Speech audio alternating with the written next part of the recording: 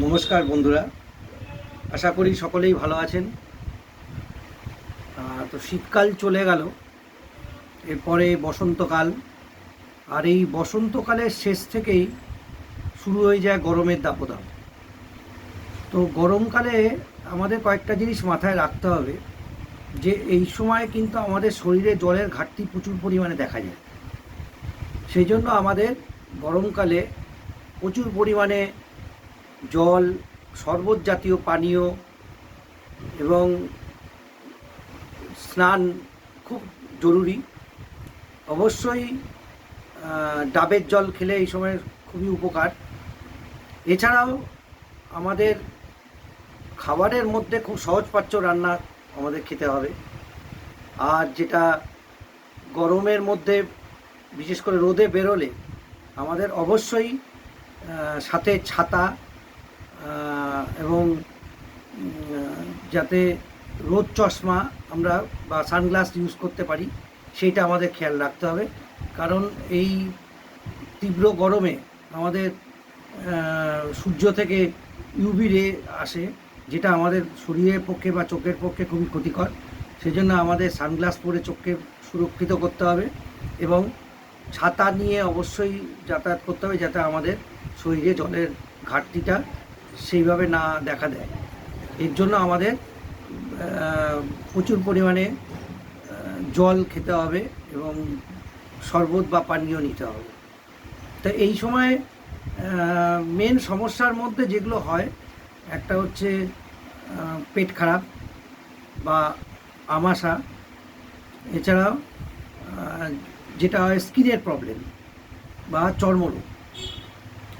তো পেট খারাপ বলতে যেটা হয়, অনেক ক্ষেত্রেই দেখা যায় যে অতিরিক্ত গরমের দরুন আমাদের যখন খাবার ঠিকমতো হজম হয় না, তখন দেখা যায় যে পায়খানা পরিষ্কার না হওয়ার জন্য আস্তে আস্তে দেখা গেল কদিন পরে কিন্তু আমাদের পাতলা পায়খানা শুরু হলো। এবং পার্টিকুলারলি কয়েকটা ব্যাকটেরিয়া জন্য এই আক্রমণটা ঘটে। সেই জন্য আমাদের কিন্তু সহজপাচ্য খাওয়ার দরকার এই সময়। এবং দীর্ঘদিন ধরে যদি মোটামুটি 14 দিনের উপরে যদি আমাদের এই পাতলা পায়খানা চলতে থাকে, সেক্ষেত্রে কিন্তু আমাদের আমাশা তৈরি হয়। এবং আমাশা তৈরি হলে কিন্তু আমাদের শরীরে নানা রকমের অস্বস্তি এবং পেটের মধ্যে ব্যথা, এইগুলো কিন্তু আমাদের নতুন করে সমস্যা শুরু হয়ে যায় এবং অল্পেতেই বারবার পায়খানার বেগ এসে যায়। এইগুলো আমাদেরকে সতর্ক থাকতে হবে এবং ঠিক ঠিক সময় মতো জল আমাদের খেয়ে নিতে হবে, যাতে আমাদের শরীরে জলের এবং খনিজ পদার্থের ঘাটতিটা পূরণ হয়ে যায়।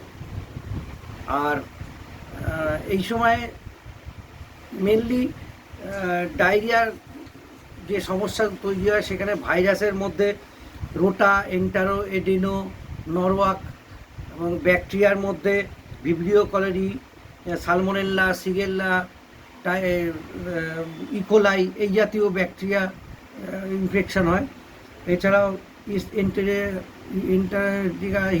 হিস্টোলাইটিকা, জিয়ার্ডিয়া এবং ওয়ার্মস, কৃমির জন্য কিন্তু আমাদের পাতলা পায়খানা এবং আমাশা তৈরি হয়। সেটা আমাদের খেয়াল রাখতে হবে।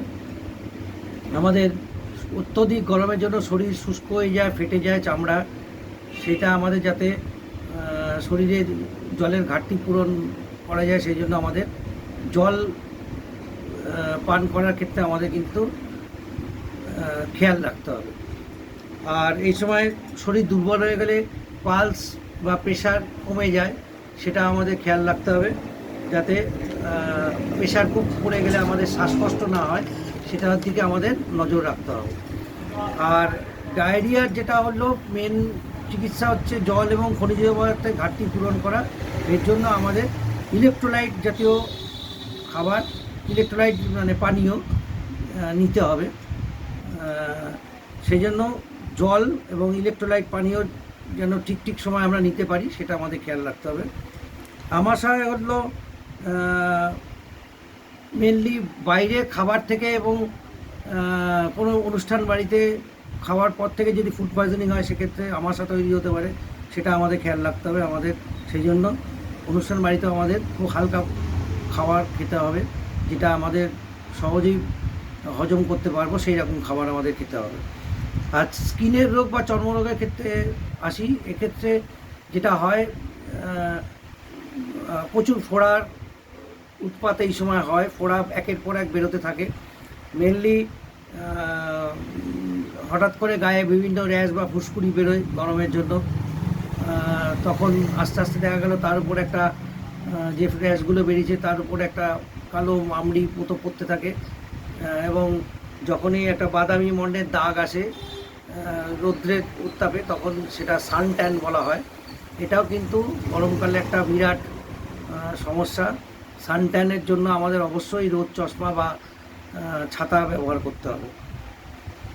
আর ত্বকের বর্ণ উজ্জ্বল বা মসৃণ করতে হলে আমাদের অ্যালোভেরা জাতীয় ক্রিম ইউজ করতে হবে। অ্যালোভেরা কিন্তু আমাদের ত্বকের পক্ষে খুবই উপকারী। আর অ্যালোভেরার পাতা কেটে তার শ্বাস যদি আমরা ক্রিমের সাথে আমাদের চামড়ায় লাগাই, আমাদের স্কিনে লাগাই, তাহলে কিন্তু আমাদের স্কিন অনেক শুষ্কতার হাত থেকে বাঁচবে এবং অনেক মসৃণ এবং সুন্দর হবে। আর ডায়রিয়ার ক্ষেত্রে আমরা মোটামুটি নাক্স, পালসেটিলা, ব্রায়োনিয়া এই জাতীয় ওষুধগুলো ব্যবহার করি। আমার সাথে অ্যালোজ, কার্বোভেজ, আর্সেনিক, রাস্টক্স এই জাতীয় ওষুধগুলো আমরা ব্যবহার করতে পারি। ত্বকের সমস্যায় বা স্কিন যে ডিজিজগুলোতে আমরা বেলেডোনা, আর্নিকা, অ্যাকোনাইট, এপিস, রাস্টক্স, রাসভেন এগুলোই ব্যবহার করতে পারি। তো অবশ্যই আমাদের কোনো অভিজ্ঞ চিকিৎসকের পরামর্শ নিয়েই আমাদের এই ওষুধ গ্রহণ করতে হবে, নাহলে কিন্তু সেরকমভাবে আমরা ফল পাবো না। আর একটা সমস্যার কথা এই সময় বলি, যেটা বসন্তকালের একটা মেন সমস্যা। 1 নম্বর হলো চিকেন পক্স, 2 হচ্ছে চোখের অ্যালার্জি। এই সময় বিভিন্ন ভাইরাস ঘটিত কারণে আমাদের কিন্তু শরীরে চিকেন পক্স দেখা যায়, এবং চিকেন পক্সের জন্য আমাদের খিদে, অপুষ্টিজনিত সমস্যা এগুলো এসে যায়। সেই জন্য আমাদের ঠিকভাবে স্নান করতে হবে এবং পাতলা খাবার গ্রহণ করতে হবে, যাতে চিকেন পক্সের আক্রমণ আমরা আটকাতে পারি। চোখের অ্যালার্জি ক্ষেত্রে এই সময় নানা রকমের ধুলো, ডাস্ট এগুলো বা ফুলের পরাগ রেণু থেকে আমাদের চোখে ইনফেকশান তৈরি হয়। সেই জন্য আমাদের খেয়াল রাখতে হবে যেন আমরা এই সময় যেন রোদ চশমা বা সানগ্লাস পরে রাস্তায় ঘোরাফেরি করে যতটুকু পারি আমরা ডাস্ট বা ধুলো থেকে আমাদের চোখকে রক্ষা করতে পারি। তবেই আমরা কিন্তু গরমকালটা আমাদের সুন্দরভাবে কাটাতে পারবো। আশা করছি আমরা এই উপদেশগুলো মেনে চললে আপনারা সকলেই গরমকালকে খুব সুন্দরভাবে উপভোগ করতে পারবেন। আমার এই ছোট্ট ভিডিওটা যদি ভালো লাগে, সকলেই আমার এই চ্যানেল ডক্টর ঋত্বিক্স ক্লিনিক থেকে সাবস্ক্রাইব করবেন, থাম ইমপ্রেশন দিয়ে বেল আইকন টিপে আমাদেরকে বাধিত করবেন, যাতে আগামী দিনে আমি আরও ভালো ভালো ভিডিও তৈরি করতে পারি।